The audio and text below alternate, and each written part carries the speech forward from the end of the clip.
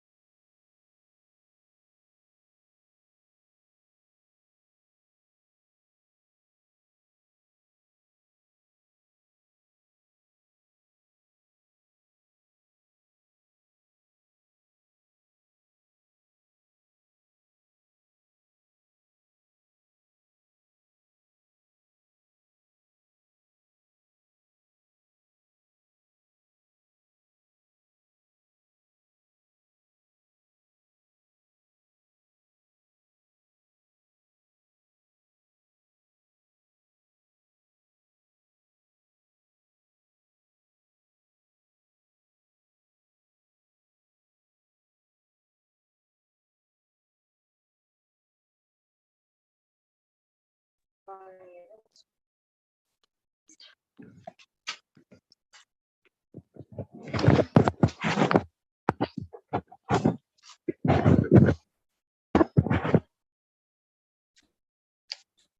ma'am. Hello, ma'am.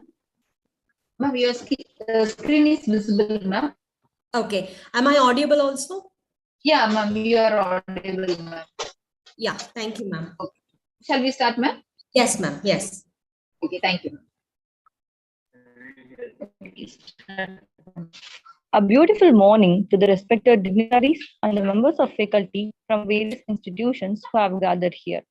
The Department of English, VET Institute of Arts and Science welcomes you for the second session of 6-day virtual international faculty development program on emerging trends and challenges. I invite Dr. C. Satish Kumar, Associate Professor of English, to introduce the chief guest of today's session. Please, sir.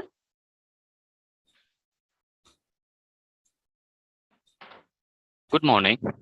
I am pleased to welcome Dr. R. Saravanan, Principal, VET Institute of Arts and Science, Co-Education College, our Administrative Officer, Mr. S. Lokesh Kumar, the Resource Person, Dr. K. Manchukumari, Head, Assistant Professor, Nirmala College for Women, Coimbatore, Dr. L. Moganasundari, Associate Professor and Head, Department of English, and all the faculty members of English. We invite wholeheartedly all the participants to this second day of a 6-day virtual international faculty development program on emerging trends and challenges in teaching language and literature, organized by Department of English, VET Institute of Arts and Science College. The overwhelming response of the participants to the previous session enthralls us on a positive note. It is with this hope that we enter the second day of the faculty development program. A day is never the same. Every day has its own beauty and surprises. Yesterday, you were enlightened with the teaching of language and literature in Sri Lankan context. In addition to imparting linguistic and literary knowledge of language and literature, it is the teacher's responsibility to ensure that all students can find employment in prestigious companies. Not only students, but also parents are also worried about their children's future job hunting. Meanwhile, the job market is looking for candidates who meet expectation and ready to meet the challenges in 21st century. There are many job opportunities existing for English literature students. Demands are piling up day by day. It is therefore imperative that the teacher community has to be enlightened on this aspect of their career. The expertise of today's resource person will certainly increase our knowledge on the employability skills needed for English literature students. At this juncture, I would like to introduce our resource person, Dr. K. Manjukumari, Head, Assistant Professor, Nirmala College for Women, Coimbatore. Dr. K. Manjukumari is the Head and Assistant Professor, Nirmala College for Women, Coimbatore, and has over 15 years of experience in teaching language and literature. She is a Beck examiner and trainer at Cambridge University Press, London. She has published her research papers in prominent journals. She is currently guiding 3 PhD scholars. She has received International Educator Award by Ministry of Micro, Small and Medium Enterprises Ministry, Government of India. Sri P.K. Das Memorial Best Faculty Award 2018 in English, organized by Nehru Group of Institutions. Excellence in Teaching in Higher Education Award by DK International Research Foundation. She has organized more than 50 national and international seminars, conferences, and workshops. She is the editor in Bodhi Journal for the book conglomeration of English Literature and Language. She is a reviewer for Journal of Literature and Science, School of Humanities, University of Westminster, London. She is a self-directed an enthusiastic facilitator with a passion for student development and skilled at designing enriching and innovative activities that address the diverse interests and needs of the students. With this opening remark, I cordially invite Dr. K. Manjukumari, Head and Assistant Professor, Nirmala College for Women, to deliver her thoughts on literature and employability. Ma'am, now the session is yours. Thank you so much, sir. Dr. Satish, thank you so much for that warm welcome. My thanks to VET College principal, the secretary, and the head of the department. Thank you so much for making me a part of this international FDP program.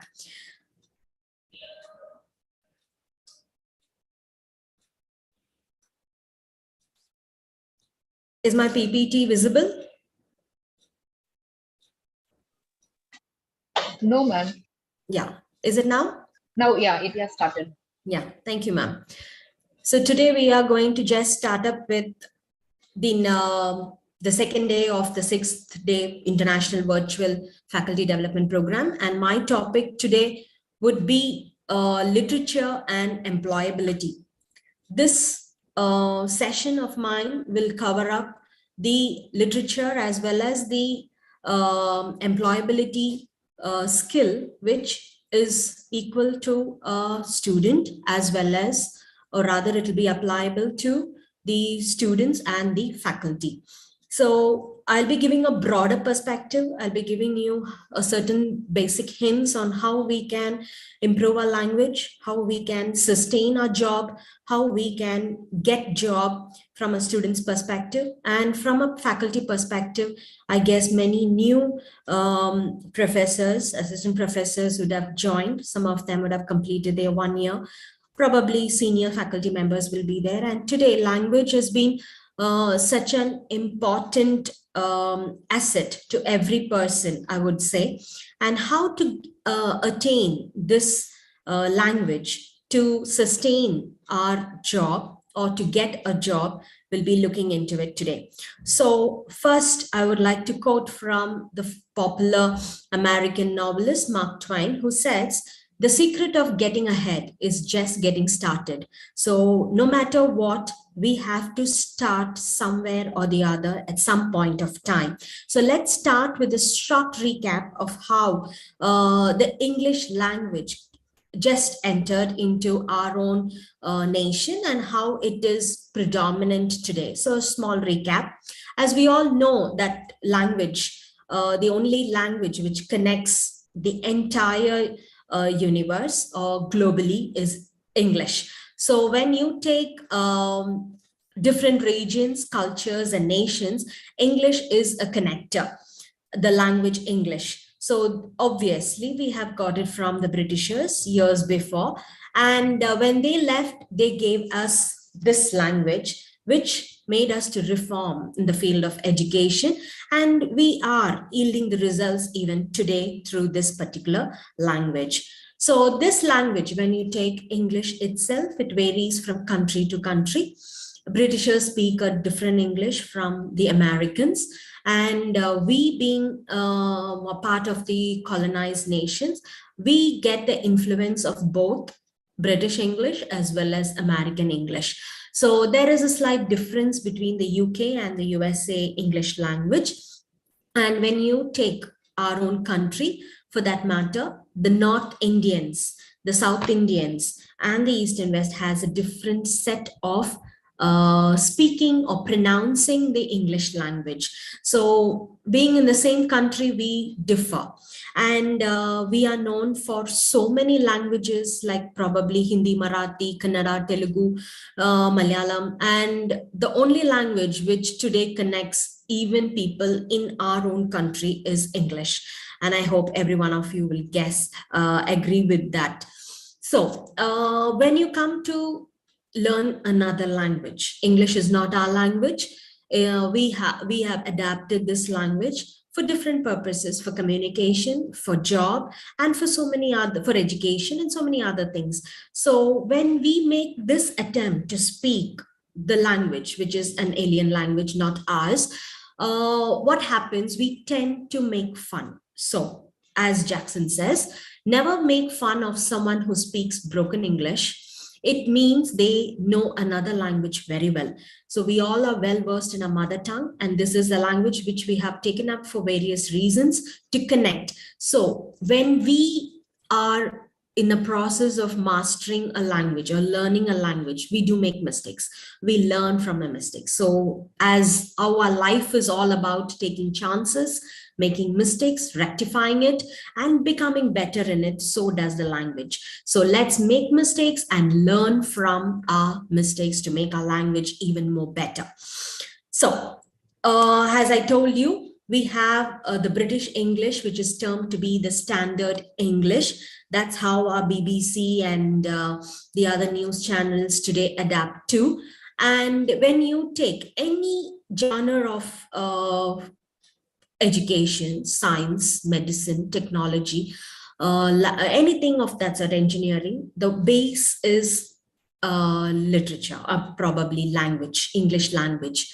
And we know that the American nation has grown to such a great strength, or a vast nation, is only because of the science and technology, and adhering to it is the language English. And today we are all very much exposed to the e-language. So gone are the days where we have references of books and we go in for prints and all that. And today it's more of e-language. Probably this international seminar can stand an example for the e-language. We are able to connect people from far and wide. This language, the ability to use this particular English language effectively will really make us remain in our career or get a better job, and we will be able to prosper well through this particular communication. Okay, so the basic is communication skills. So that's very, very important for any professional growth. So be it a student seeking for a job of any field in any sector, and even being teachers, professors, for our professional growth, we need to have very good communication skills.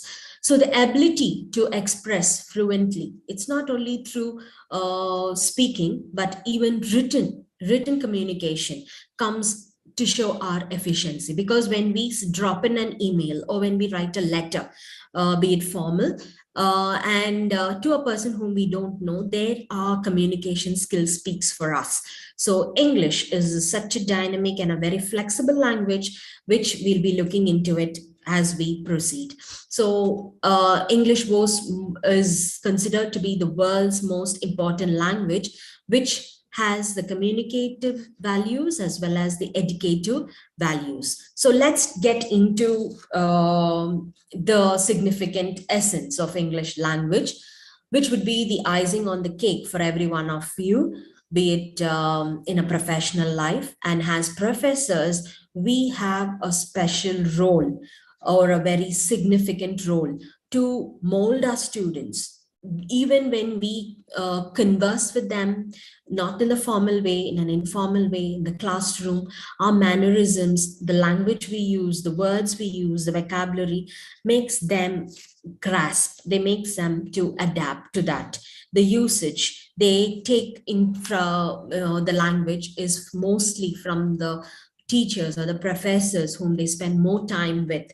So as I've shown you here, we have to guide the student who's going to take up different roles, different ways, different paths in their life, be it science, technology, medicine, bioinformatics, engineering, scientists, whatsoever might be. The only language is English here, which we have to make them not even to master, but at least to be confident enough to use that particular language.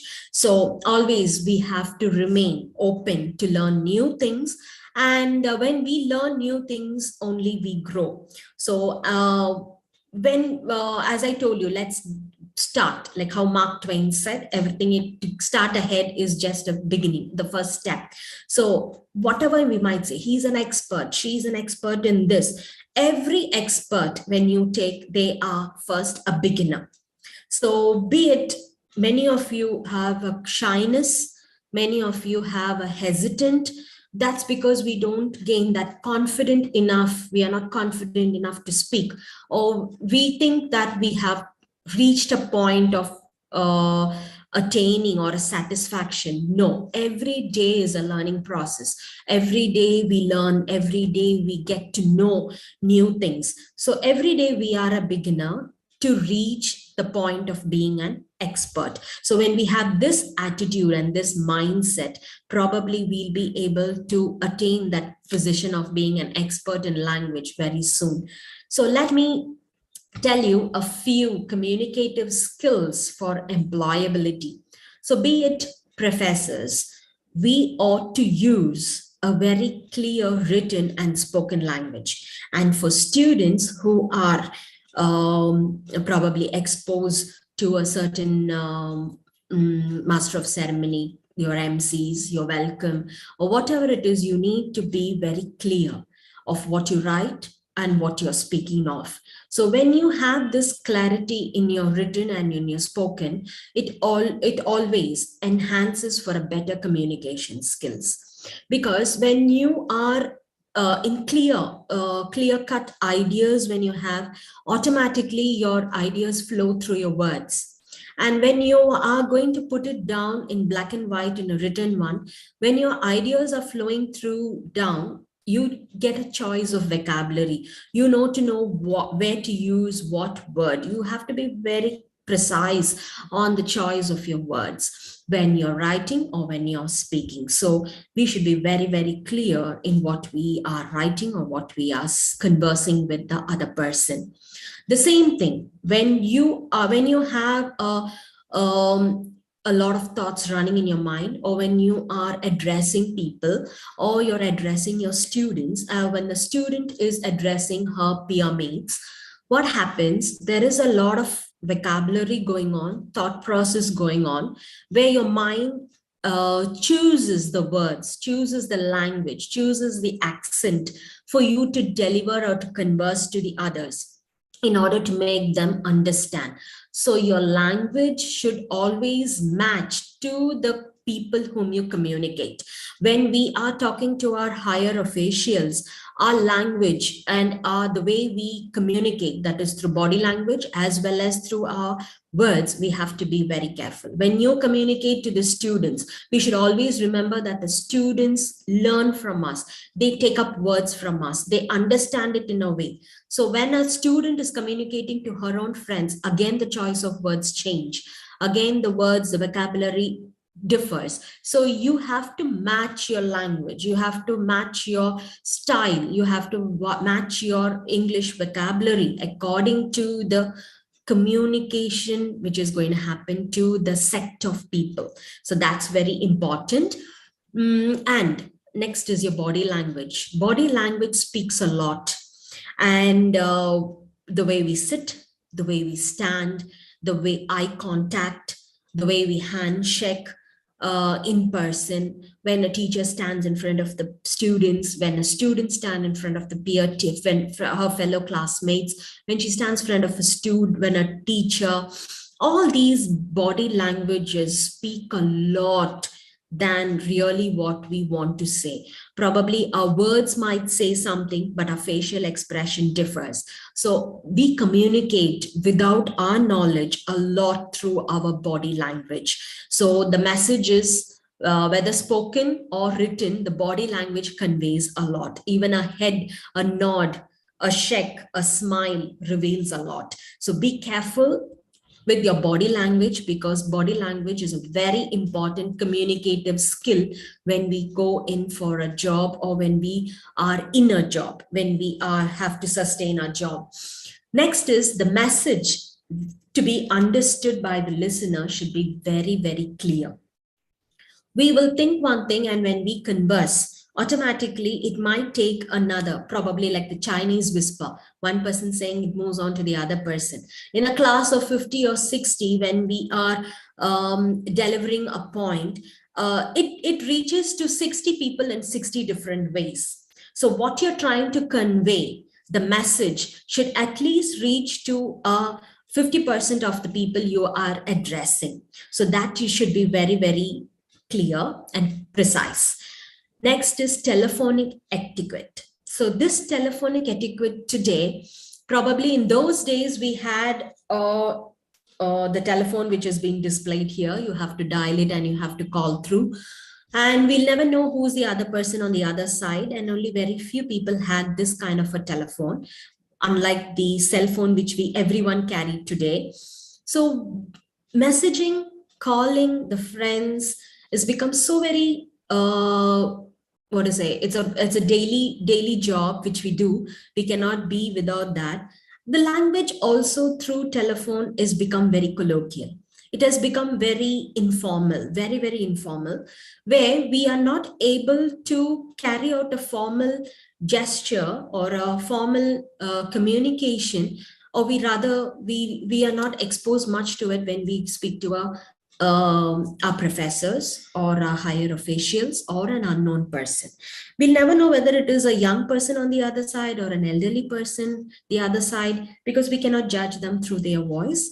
So always it's better to have a telephonic etiquette, the mannerisms, the way when you look at a person, the dressing says as, okay, this person is so and so, the designation says this person so and so. Accordingly, we carry ourselves, but through a telephone that's impossible. So your language should be very formal. You should have a certain polite way of answering the calls, no matter how annoying the voice is the other side, how annoying or how unmannerly they're speaking the other side. We have to maintain a certain telephonic etiquette that shows how good our communication is. So probably you can show your language skill to a person whom you don't know through your telephonic etiquette. And the same way is our online etiquette. The online etiquette falls with your emails, your other chats which you have been through, and probably the younger generation students and the professors you must be knowing. So when we write an email, when we converse, we have to follow a certain etiquette. We have to follow a certain mannerisms, or a certain ways in which has to be done. It shouldn't go like the letter which is going on and on and on, to the point. So the more you have to be to the point, you have to have a solid vocabulary with you. You have to curb your sentences. You can't be going long with the sentences. You have to be very short, very sweet, at the same time polite and very honest. So that etiquette will be shown through the words and the language you choose. So these are the very, very important communicative skills when you are at your career or when you're seeking your career. You have to keep this in mind. So when we are planning for a job, we have a positive attitude and we are very enthusiastic in our work.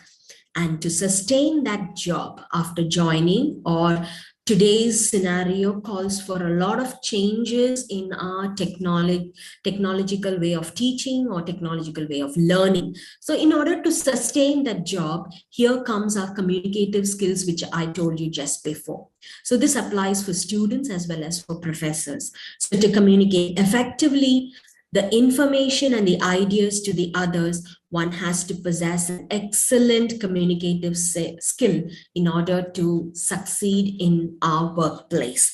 So keeping that in mind, I would like to share Ralph Waldo Emerson's words, which says, the only person you are destined to become is the person you decide to become.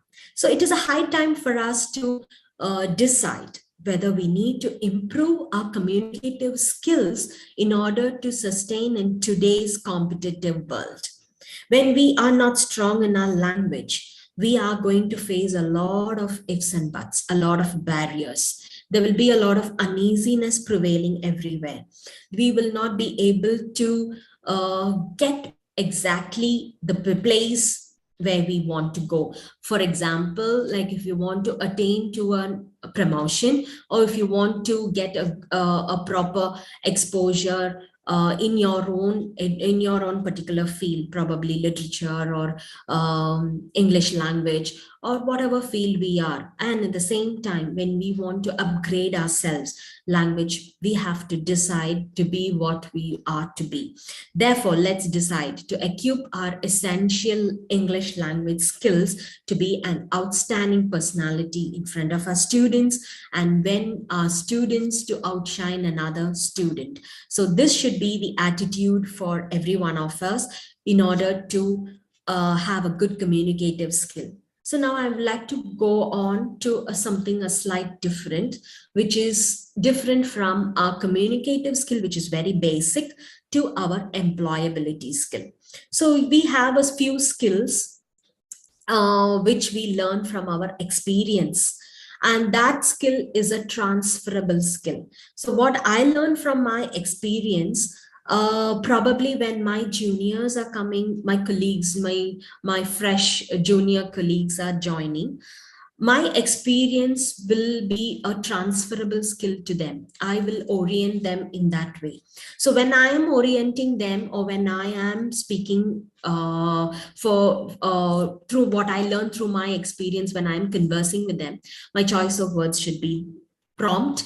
I should be conveying the message very effectively. And this involves even multitasking. So when we are multitasking, probably let me tell you a simple example of being the master of ceremony, doing an MC. This is applicable to the students as well as for the professors.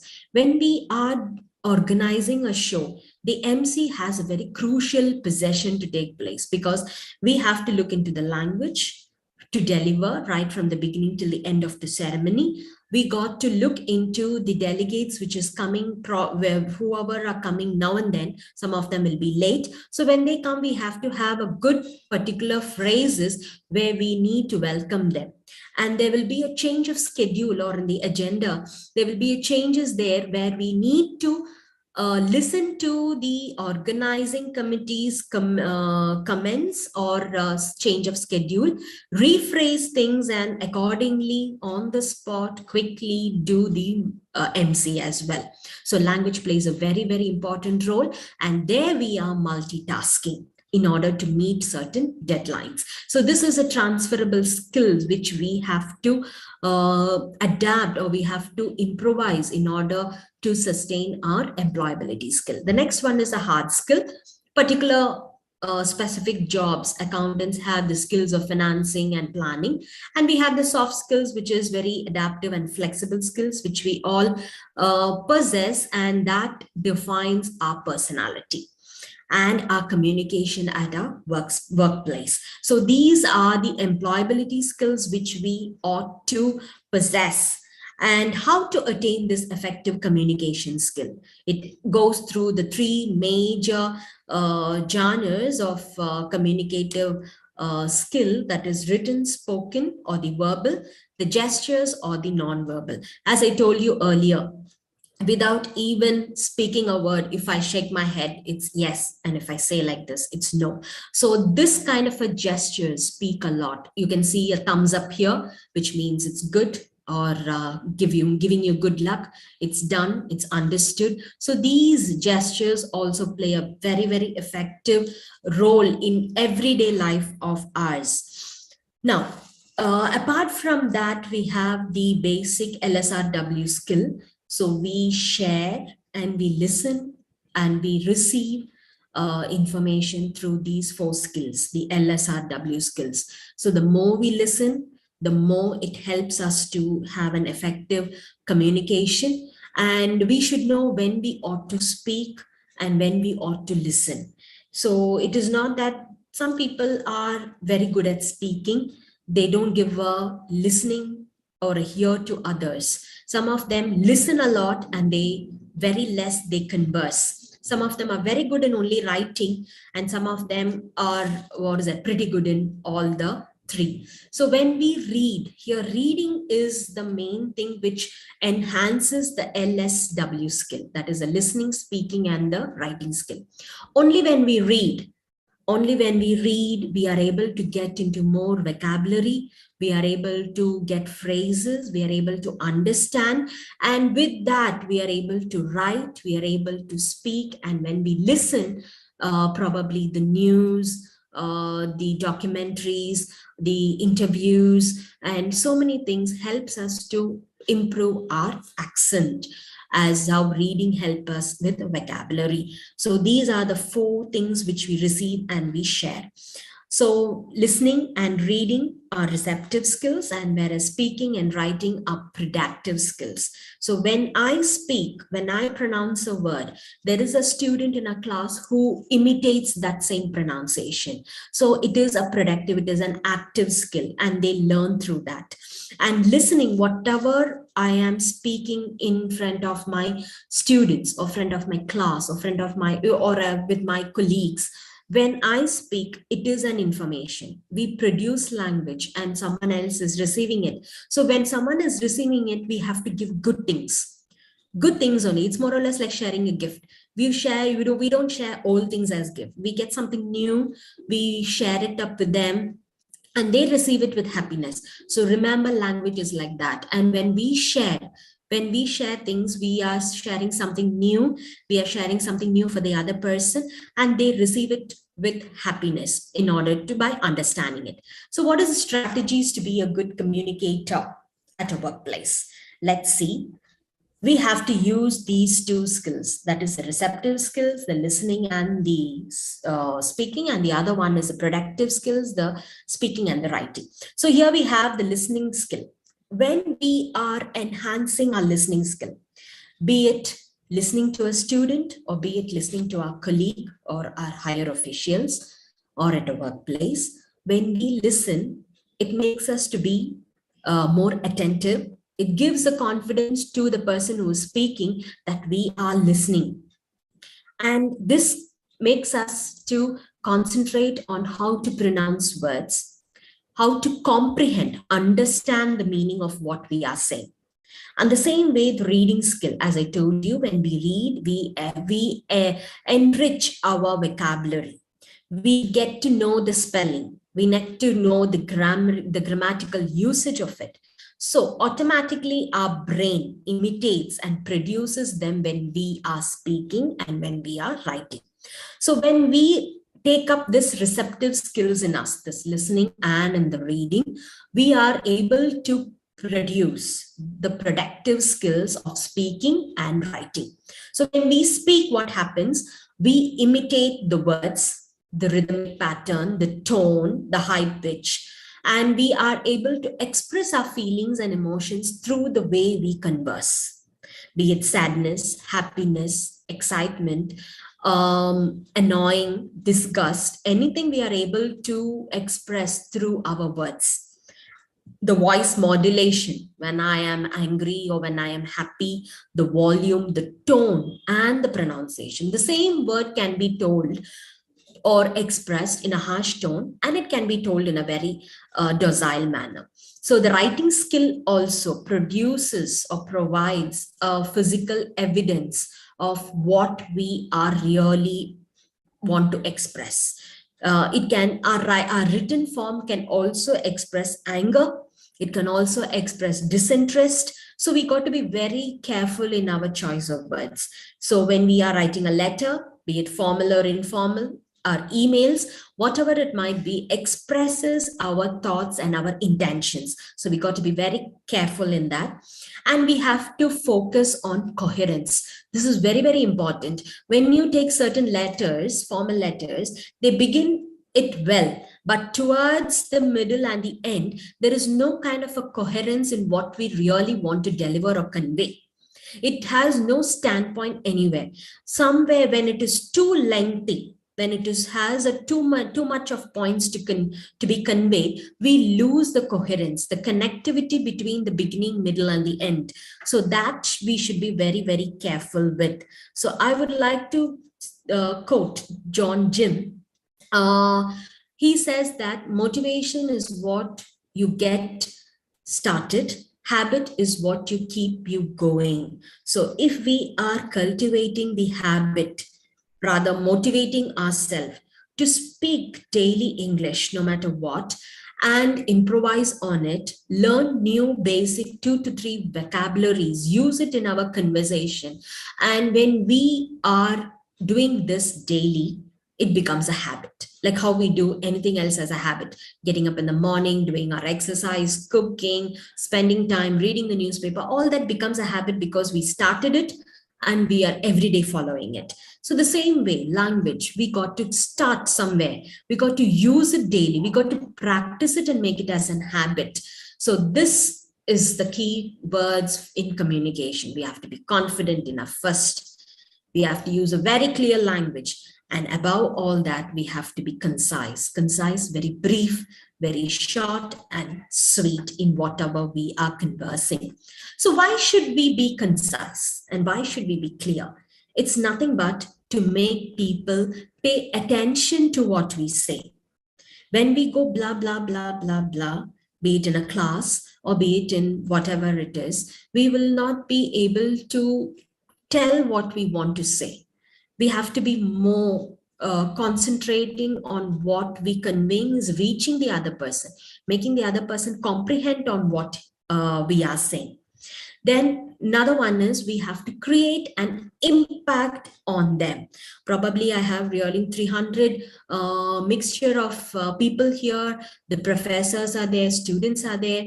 When I need to create at least a small impact on them, at least 1 or 2 should take up it as a resolution, since we are in the new year, to take up a resolution to speak English, to use a few vocabulary. So if I have brought a change in one soul in among these 350 participants, that's my achievement. So we have, that's an impact which I have created, at least for one person. So people will remember what you say because you are clear and you are concise. You're making them pay attention to you. You're getting their attention. You're creating an impact on them. And at the same time, they will remember what you say. That's why today many people like short quotes than going in for verses and longer quotations. And when you are achieving these 3 aspects, automatically you will be able to lead effectively. Not just going with the flow, but you stand as a separate person where people get to know you, people follow you, and people take you as a reference. So among the students itself, there are students who follow the other students, learn from the other students, colleagues, we learn from our other colleagues, whoever is standing at some point of a time as a different person. So they lead us, they guide us consciously and unconsciously. So the reasons for people talking too much, we find people talking too much. That's because of 2 reasons. One is they are self-centeredness. The other sect of people is cause of insecurity. We find people, especially students, they talk too much unconnected. That's only because as professors, we got to understand that they are undergoing certain insecurity with them. They are gaining attention. They want attention. They want to be recognized. They want to know people that I need to belong somewhere. I need to be cared somewhere. So as professors, when we face students who speak so much, we got to keep this in mind, and accordingly, we got to speak to the person. And when we are meet another sect of people who speak too much, they are self-centered. They want to know things and they want to express whatever they know. Okay, and they consider communication to be good when they speak a lot. No, it is not at all. It is like how I told you, you have to be precise, you have to be concise, you have to be clear. That gains you more attention than talking too much. So to be an effective communicator, to possess a good communicative skill, you have to be concise, you have to talk very clear, and you got to make the people pay attention to what you say. So here I would like to quote Oliver Holmes, who says, "Speak clearly if you speak at all. carve every word before you let it fall. So as another saying goes, once when the words are spilled, it's very difficult to gather them up. So we have to be very careful in our choice of words, be it in anger or any sort of an emotion, happiness, or when we are conversing informally with our colleagues or students or whatever it is, we have to be very careful in our choice of words. Once when the words are given out, it's very difficult to get it back, because we'll never know how that tone, how that word is being in the other end received by the listener. It can be received in a negative way, it can be received in a positive way. So we have to be very careful in the way we choose our words. So the best thing is to use plain English, not to dress up your words unnecessarily with complicating and flowery vocabulary. Many people think that when we go for bombastic words, when we use hyperboles, when we use a very flowery language, we are very good in our English language. No, simple, plain English language, which we know, if we use it effectively itself, is a successful communicative skill. So yet some people use a lot of complicated words and sophisticated words. No, let's not be so very speak the language in so very complicated in a way which people don't understand and don't come near to us or really don't get the message of what we say. Let us be very plain and simple. Let us use short sentences. Whatever we are conveying, be it very concise, clear, short sentences, we have to speak from our heart. We have to use the language English to some extent to how we use our mother tongue. So when we speak from our heart, when we make English a practice, a habit, using the English language every day, it becomes a part of us. And when it becomes a part of us, we are able to beautifully express our emotions and feelings through the language English. And once when we express it, we speak from our heart. And when we speak, it automatically becomes clear. So give the person a chance to speak. Many people do not do that in today's fast moving lifestyle, I would say.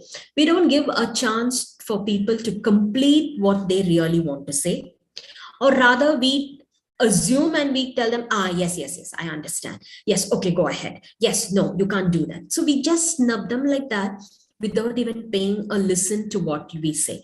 Because some people have the habit of conversing what they want in the middle, some people towards the end. They start up in a very comfortable way, where in a roundabout fashion, and what they want to say, they just tell it towards the end. But by then, we shouldn't lose patience by not listening to them. So let the speaker speak. Let them convey all what they want to. You receive it in the other end. From that, you give a point of where you need to analyze it and then converse to them. So express yourself very briefly wherever you are. So there stands when you're going to explain yourself or express yourself very briefly, you need to have a very rich vocabulary with you. And as I told you, that's gaining only through our listening and reading skills, where makes us to be a very good communicator. Short sentences makes one more confident, more concrete, and that particular sentences or that particular hints makes it more memorable. So I would like to quote our own chess champion, Vishwanath Anand, who says, I keep focusing, I keep learning new things in the game. And so far, I have been taking challenges as they come.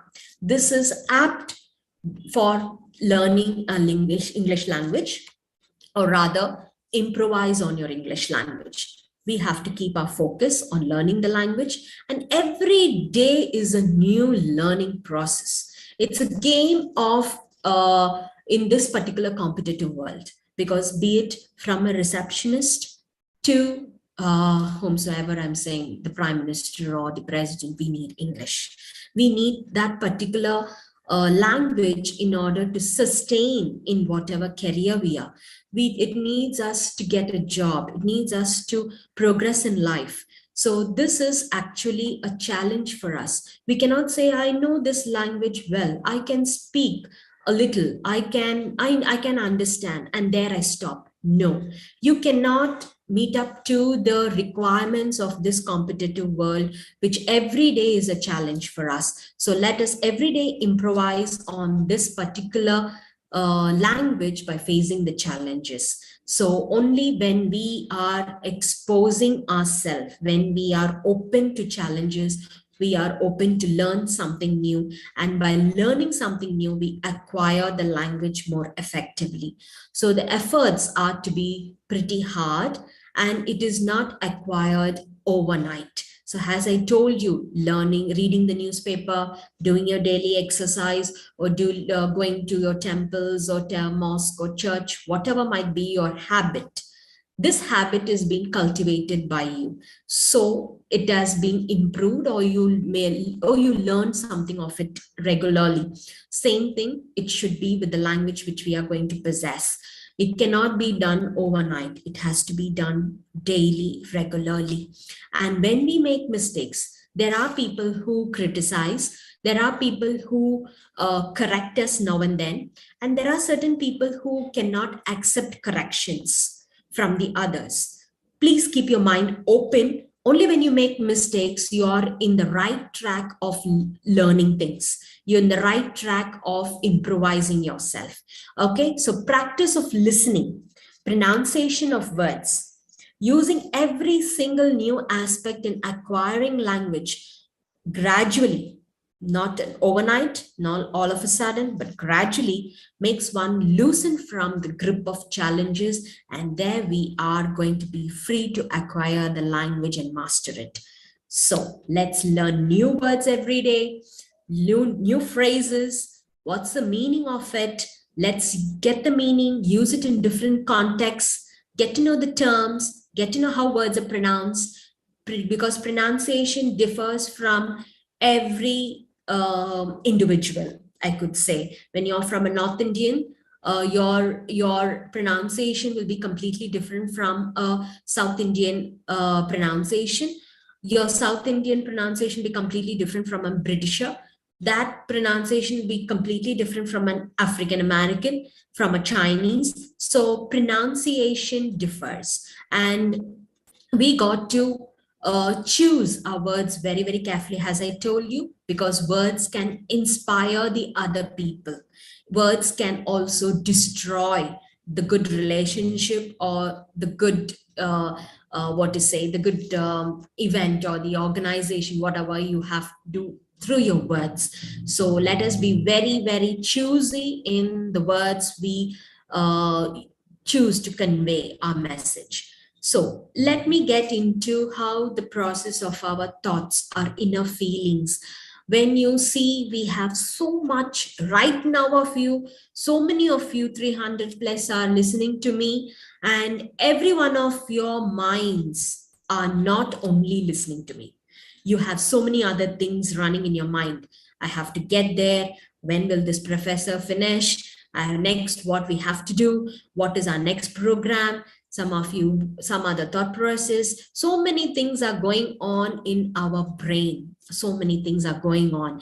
And amidst all this, we need to produce what we need to say in the right place, in the right time. So how our brain functions. So our inner thoughts helps us to communicate.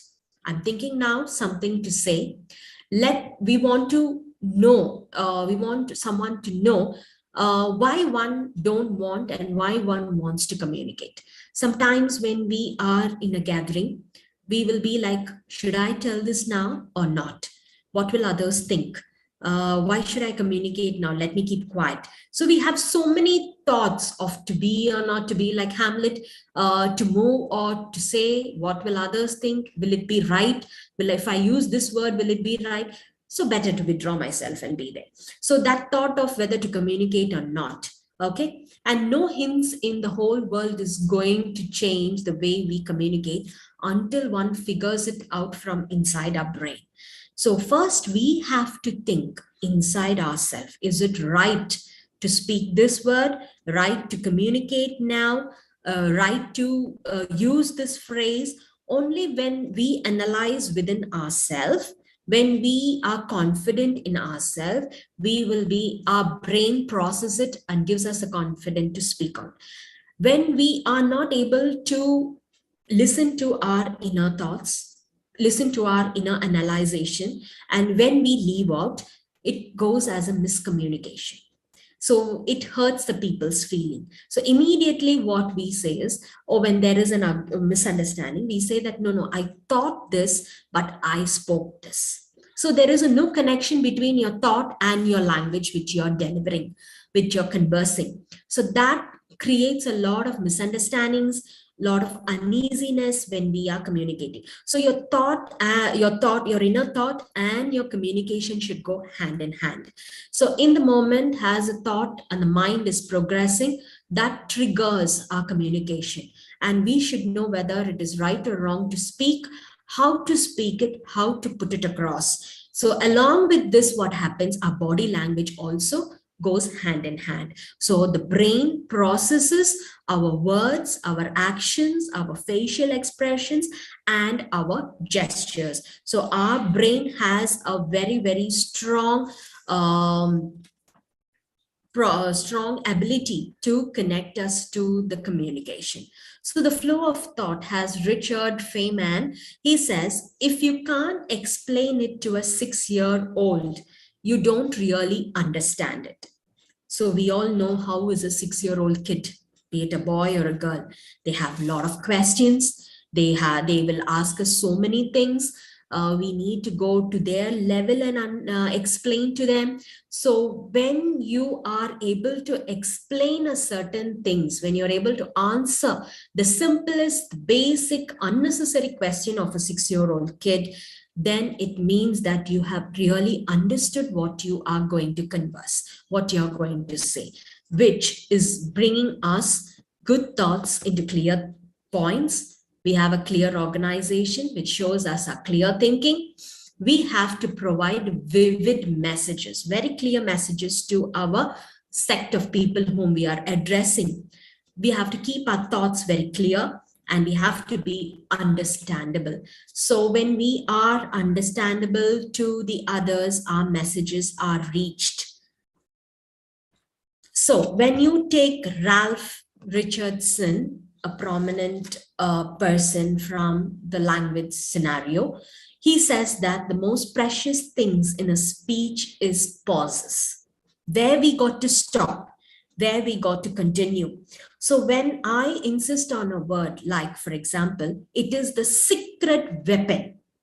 When I say and I pause, automatically every one of them understands that the word secret weapon is very important. And I stress there for a moment to understand how good it is. So he says, when we are speaking, the pauses where we got to stop plays a very important role. So why he says at the end of every sentence, when we pause, it makes us confident enough to continue with the next sentence. So the listeners are able to accept us and they remember what we want to convey, the message. And this gives you a very natural stopping at the end of your talk. So when we speak, some people, they go on and on and on. They don't know where to stop. They don't know how to give stress and pause to the sentences in which we are conversing. And many people, when they are not knowing where to do their proper pauses, when they don't know where to convey the message, running short of vocabulary, here comes the fillers in the communication. And of course, we all use these as fillers. So you got me right. It's a kind of so. And when people use a lot of and, I went there and I met so and so, and I was here, and I felt so very. It's a kind of a feeling. All these are fillers. And this is very popular in today's conversation because people take it to be a hype, or people take it to be fashionable. Youngsters take it to be trendy, whatever it is. But no, that shows that you are not a good communicator because you are filling these words in the place of actually what you want to say. You are filling these fillers in order to fill in that particular vocabulary which you don't know. It is something like a sort of uneasiness. So you didn't get that word uneasiness. So you're saying a sort of, then you take your time to think and then you bring it up. And nowadays people, they use, right. So all these are fillers. Okay, so fillers makes you sound very unsure of what you want to say. Your message will not reach the people. It reveals you to be a very poor communicator. So it makes you also not confident. So these are the common fillers which I have put up for you. And please try avoiding such kind of fillers. So how to avoid these fillers? Listen to your own recording presentation, or when you are conversing on a telephone, record it and see how you are substituting these fillers of all that. Okay, and people, as I told you, it shows you a lack of confidence. People makes one feel that you are unsure of what you're saying. At the same time, it makes you what to say, the person who's listening will not trust what you're saying because you're not sure of what you are conversing. So replace your fillers with pauses. So there is a connection here. So don't use such kind of a fillers in your language. Be confident even in your non-verbal communication, which is your body language. So here, when you're at a workplace or when you're with your colleagues or with your peers, with your students, see that your body language conveys more than really what you say. Be confident in what you are doing, the way you stand, the way you look, your head straight, when you sit, your back straight, your hand movements, your eye contact. All this shows your level of confidence. And all these are means of communication. So even when, as professors, when you stand there, your eye contact should be right from the first bench to the every corner of your classroom, to every student. We have to make them feel that they are we are paying attention to them. We must make them feel that we are also giving them importance. And at the same way, you got to capture the attention of all the students. And when we are with our colleagues, when we are with our peer members, there also our body language plays a very, very important role. So it enhances the message of communicating, and it makes a big difference in everyone's life. Like the way we smile, sitting, standing, handshake. Many people don't know a good handshake. Even in our professional life, the tip of the fingers they shake, they give a very loose handshake. All that conveys a message to another person. A firm and a strong handshake, the fist closed handshake is the best handshake. The others show you that you are not interested in the person. The other one shows that you are not confident. All these expresses without us conveying exactly. So body language speaks a lot. It reveals our emotion. It conveys a message. It gives us a behavioral pattern to the others. Like it makes us, as I told you, whether you're confident, whether you have any disbelief, whether you have attitude, whatever it might be, whether you're angry or dislike, the body conveys a lot than really what we want to say. So, as I told you, how we have to cultivate English language to be a habit. So practice makes one perfect. So people judge us with their eyes. Before anything else, when we meet, so is our body language is very significant to create a very first impression. That's why when we are orienting them for an interview, we ask them to come in light shades. We ask them to come in a very elegant attire, well-dressed, how your handshake should be, how you have to sit, the ethics in before you enter the room, how you have to drag your chair, how you have to wish them, how you have to answer 2-3 questions which is posed by the panel members simultaneously. So all these we teach them, and all this is the first impression in which we ought to orient our students with, and which we also have to follow as professors. So the body language are unspoken elements of the communication, and that reveals our emotions and our feelings. So let us practice to have a very good body language henceforth in order to be a very effective communicator.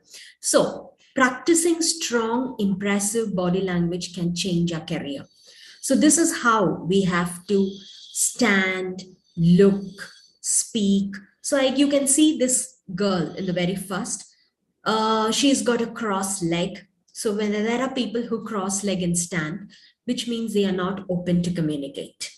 And her eyes is looking towards one side, the left side, which means to say a person is lying. So he is having coolers, the second person, which means he's hiding something, but what we have to figure it out. And when you find a person closing their hands, it is an aggressive, and again, they are not open to anything. The eyes is towards the right-hand side always, the eyelids, which shows that insecurity.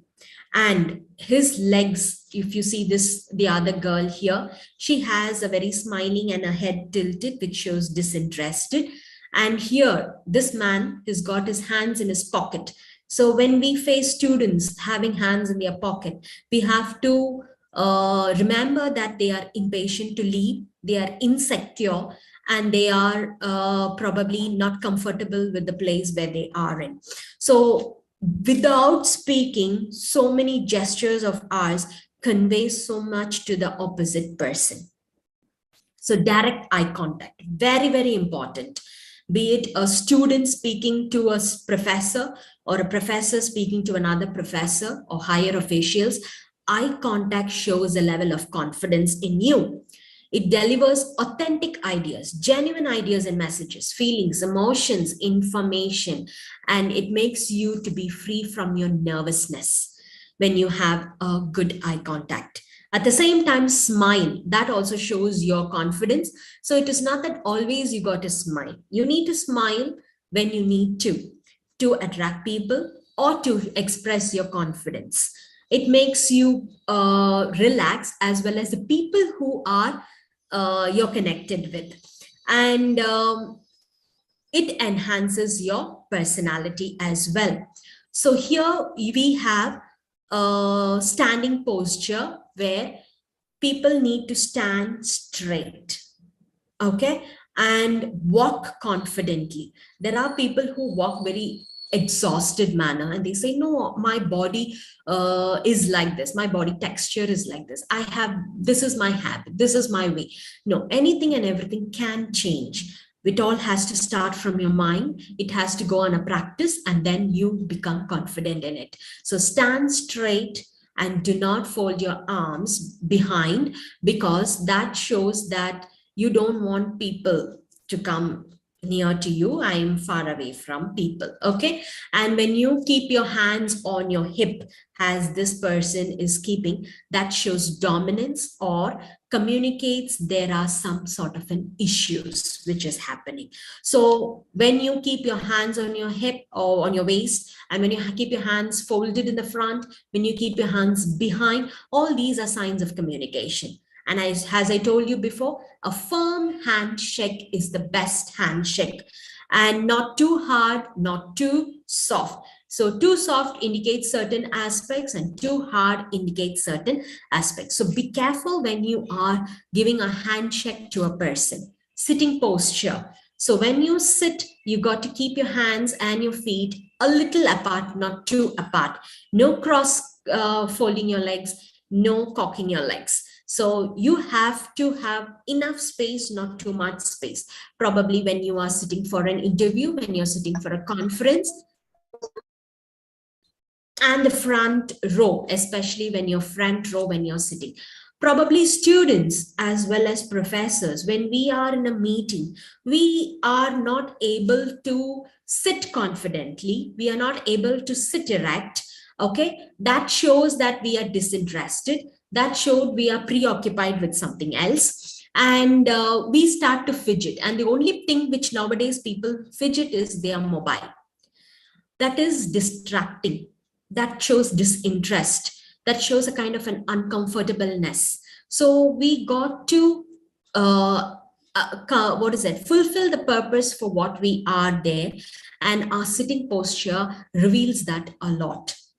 So as I told you, the LSRW skill all together are interrelated. So we got to connect them. For example, if you take, when I say, as this picture shows, there is a dog and the dog barks, and we have a tree, which is the bark of the tree. So both has the same pronunciation, both has the same spelling, but the context in which we use this differs. The tree bark is very brown. The tree bark is used for spices. The dog barks continuously. So it makes a difference, but it is the same spelling and the same pronunciation. So we all speak the same language, English, but we speak with different accent and different vocabulary. So I put up a few words which makes this makes English a very flexible language and a very funny language as well. So here a few tricky English words. As I told you, make it short and sweet, make it precise, use short words, use a short vocabulary. All this, as I've told you, I put up a few examples for you. When you want to ask someone to inform you on something or update you, update and inform is a common word which we use. So you can say, keep me posted. Okay. When you want to communicate, usually on full, get hold of, you can use that word. When you want to avoid answering a question, you say, stop beating around the bush. Okay. And you can use words like this in order to make a better pronunciation. So now here, if you see, the committee chair sat in the center chair. So here this word chair, the committee chair here means the head, the committee chairperson. So I'm not saying the chairperson, but rather I'm saying the committee chair sat in the center of the chair. Okay, I left my mobile phone on the left side of the room. So one indicates direction, one indicates me leaving it. So like this, we can use the vocabulary in order to enhance our communicative and employability skills. So we communicate today online, which is very, very popular. That is what I am doing now with so many of you. And we have the different forums of email, social network, mobile phones, video conferencing, newsletters, all this. And when you are communicating through online, we are failing to come in contact with the person physically. So here comes the telephonic etiquette, here comes the online email etiquettes. So all this we need to follow in our online communication. Same way, the telephonic etiquette, as I told you, some people have the fear, the phobia of answering calls, talking on a telephone. So because they are not confident in themselves, they become nervous. Some people seems very rude in their voice. Some people are very informal, even in a formal conversation. So please avoid all this. This is not a proper communicative skill for employability. Okay, so we ought to express ourselves well when we are even on a communication on a telephone. So when you get a call, not knowing who is on the other side person, you have to speak clearly. Smile, though they cannot see us. Our voice says that we are relaxed and calm and we are smiling. Okay, greet the caller warmly. Answer the call with your name. Many people forget that. They say, yes, it's me. Who is it me? The other person doesn't know. Yes, who's this? I'm Dr. Manju speaking. I am so and so. Be calm, friendly, and greet them, whether it's good morning or good evening. Many people don't do that. Okay. And please don't be repetitive. of what you really want to converse. Be short and precise, as I've already told you all. So, telephonic boorishness and rudeness. Do not be distracted though unseen. Many people keep people on hold, or they keep them online and they converse this side. That's not a proper telephonic etiquette. Do not whisper or rather shout on a phone. Language is dressed with our thoughts. We got to remember that. So even when we are not seen, we have to be very polite with our words, not rude. Our tone should be very polite, and it shouldn't be a voice of disinterest. We shouldn't speak too fast. We shouldn't leave the person on hold for a very long time. We got to follow all this in our telephonic etiquette as well. When we go on to letters and emails, we have to have a proper addressing. Okay, and we have to state the reason why we are writing. Many people are forgetting to do this nowadays. We got to address the letter, and when we got to close them in a very formal way, where I'm looking forward to, please connect to me, or awaiting a reply. And of course, when we sign off, we got to do this. Probably every letters we follow those days, but then now emails, we got to do a little improvisation on it. So thus, speaking with English language, which is very, very essential, not only to attain a degree or for the ones who attained a degree, but in order to enhance our career, to secure our career, sustain in the job in which we are in, to assist as well as to prosper in our professional life. So today, in this multicultural and multilinguistic world in which we are living in, English is playing a very prominent place in connecting people. So let us master that. Let us attain, make it as a habit. And this makes us to be a very effective communicator. The purpose being people are expected to read, write, listen, and speak is only because we need to understand the others. We need to understand what others are saying. So we need to acquire this flexibility of language, and we have to know how tricky this language is, how effectively we can communicate this language in order to be a very good communicator in our career. So the success is led by the power of what we communicate, be it when being students, we are studying, be it we are graduates, be it we get into a career, and whatever success therefore befalls on us for our professional growth, we need English in order to succeed. So that let us learn something new every day, and let this language, English, be a daily gradual progress for us to improve in our language and communication. Thank you so much for your patient listening.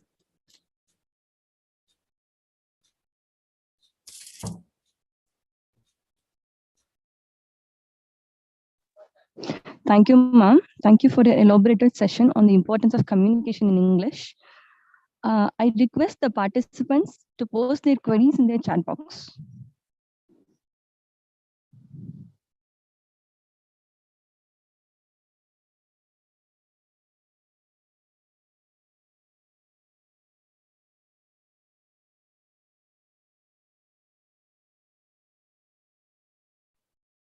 Of course, I saw one one question here. Advise not to use yours faithfully.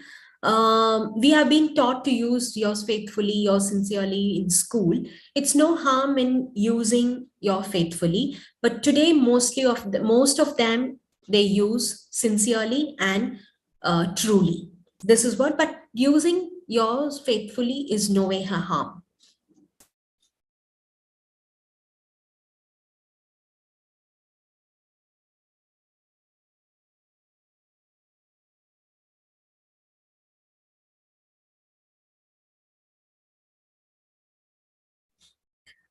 I will surely share the PPT to Dr. Mohana Sundari, and she will, of course, give it. That's not an issue.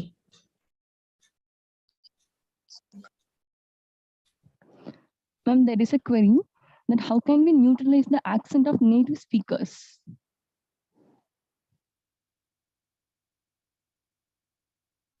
Once again, ma'am, can you repeat the question? That how can we neutralize the accent of native speakers? Native speakers. Yes, ma'am. We are, if we we are, this is not our language, right? We are all equipped with our own mother tongue.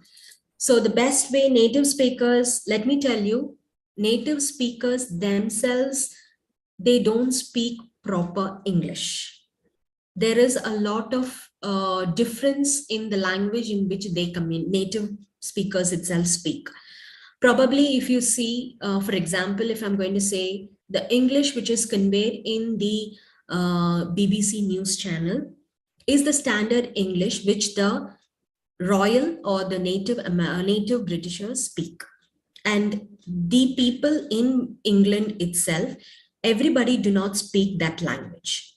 It is a diluted. It is being diluted there itself in their nation. And when they have reached these colonies, we have taken up that diluted in a diluted form. So the best thing to improve our accent, our language, is only, as I told you, by listening to the proper language which you all want to attain, or the native English is the news channels of UK, London. That will give you continuous listening to it, and continuous reading of the editorial in the Hindu will surely make you to reach or attain to an extent of the native speaker.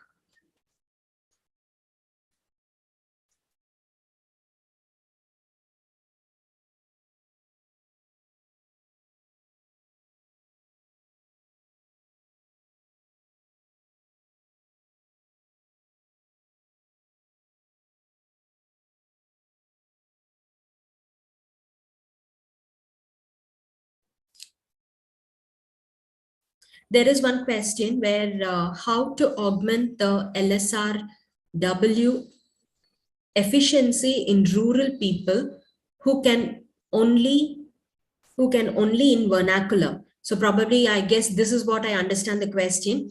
For rural people, they have only their vernacular language. So how to make them get into this LSRW skills? If that's the question, my answer is first, like how the child listens before even being exposed to writing and reading. So we have to take these people with the vernacular base. We have to make them listen first, speak. First, they have to listen, simultaneously speaking. When they are exposed to listening and speaking, automatically the next two will be comprehended. Let me tell you, like when we are like the babies, listen to the mother, listen to the family, then not knowing the meaning of the words, they start using it. Same goes to the kindergarten and the LKG, UKG, the pre-KG classes, where they don't know to read and write. Even today, we are able to recite the rhymes. I guess every one of you will agree with me. We are able to recite the rhymes. We didn't know the meaning of it then, and many of us don't know the meaning of it today also. We say London Bridge is falling down, London Bridge is falling down, my fair lady. This is what we say. And the meaning of it is nothing but it is addressing to some political scenario of London then, connecting it to the royal, connecting to the people there. And when the death of somebody happened, it means that they connect the bridge to the falling down. But here we have sung it as a rhyme. We are pronouncing it, we are listening to it, we are speaking to it. First, we ought to get exposed to that. We have to make these people who are not exposed, who are only with their vernacular language, first listen to the language, speak, and then move on to the next two skills of writing and reading.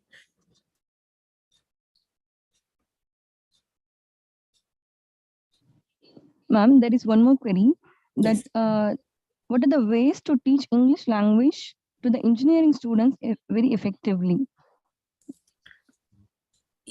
For engineering students, we have probably they might be civil engineering, then technical, since I don't know the genres of it, but then there are so many divisions in it, mechanical engineering and all that. The best thing which I could say is, this is what I have told you is the basic language in which they need to communicate. But when you are taking, like, for example, mechanical engineering, civil engineering, you have certain English vocabularies, certain English phrases, which is prominent for that particular engineering student. They have to, along with this basics of English, the basic mannerisms of English, the basic tone and whatever it is, they have to enhance, they have to learn those kind of a communicative skills in order to progress in that particular field. That differs, that is what I told you. For specific, when I put up that slide for employability skills, it is transferable skills, specific skills, hard skills, that is for that particular. For example, accountancy. Now, when you go to a doctor, they have their own terms, they have their own vocabulary, the few words which is being connected only to the doctor's language or the medicine language. Like that, a civil engineering and a mechanical engineering with the basics of English, I'm saying again, they have to add up to what vocabulary and language is needed for them to enhance in their particular engineering skill. Thank you, ma'am. There is another question, that is there any ICT tool to make the English teaching classroom more effective? Yes, of course, you have a lot of ICT tools available. You have a lot of videos, which is there from the basics of pronunciation, and has requested, all these are from Cambridge University, Harvard University and Yale University, which helps to improvise the basics of English, which we have already acquired, to the next level. And for the basics, we have a lot of other requirements, which goes from the basics of phonics, where the pronunciation sounds. Once when that is mastered, automatically we can move on to the next level. I will share it with ma'am. Probably I can get it from her.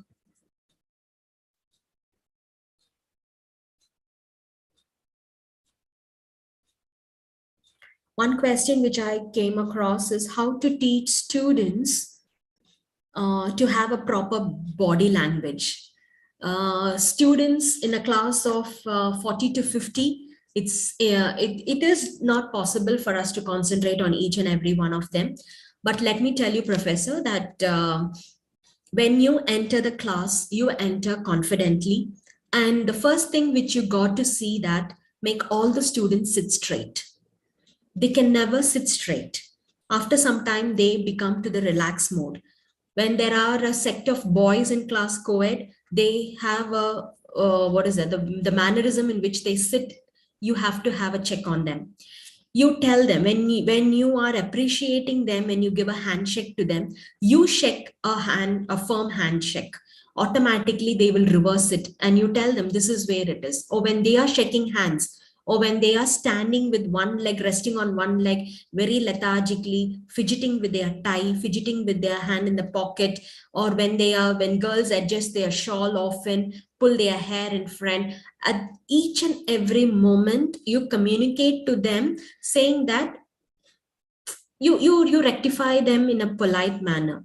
Tell them this shows you're not confident. Are you hesitant to say something that you don't want to say, that your hands are in the pocket? So next time that boy will not put his hands in his pocket.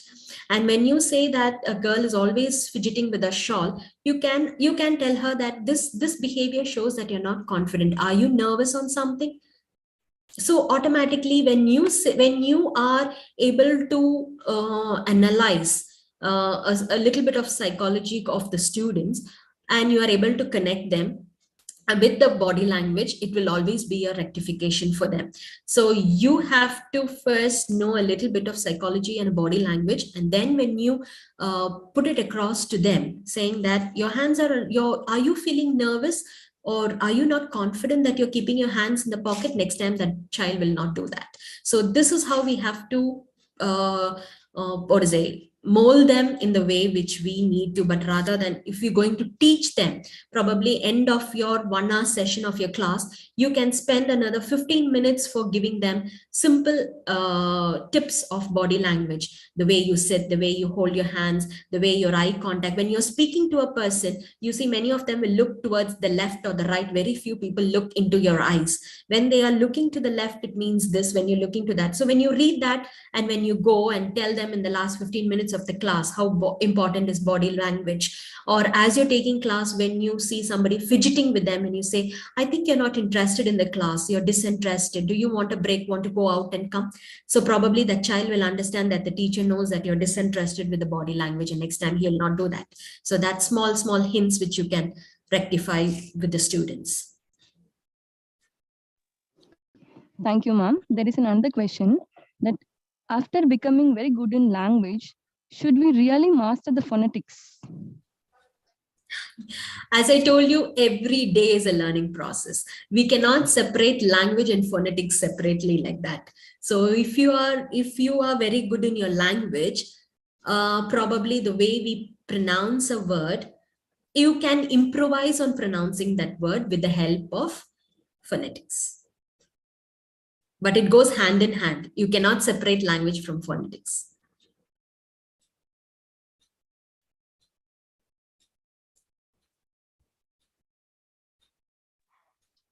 Ma'am, shall we wind up the session or shall we wait? I would like to, by chance, I came to see one of the chat, which is Miss Diana Josephine. And I'm happy to say that she was a student and she has given me a comment on it. Thank you so much, Diana. And thank you all for these questions and for the appreciations which you all have dropped in your chat. Yeah, thank you. We can wind up, ma'am. Thank you. Yes, ma'am. Thank you for patiently answering all the queries. Pleasure. Yes. I would like to invite Ms. J. Aishwarya to propose the vote of thanks. Once a great man said, gratitude is the healthiest of all human emotions. Today, I take this opportunity to put all my gratitude in form of words. On behalf of my department, I like to express my heartfelt gratitude to our resource person, Dr. K. Manchukumari, Head and Assistant Professor of English, Nimala College for Women, Coimbatore, who spared a time amidst our busiest schedule to grace the occasion. Today, we had an opportunity to hear your thoughts on literature and employability. You highlighted the importance of spoken and written means of communication in the classroom as well as in the workplace. Your session also stressed on the challenges faced by our listeners as well as a speaker. It was a thought-provoking session. Thank you, ma'am. Thank you so much, Aishwarya. Thank you so much for inviting me. Thank you so much to the management and the department head. Thank you, professors. Thank you, participants, for having a patient listening. Thank you all. Ma'am, thank you so much, ma'am. Thank you. Thank you, ma'am. An announcement to the participants. The feedback link has been posted in the chat box.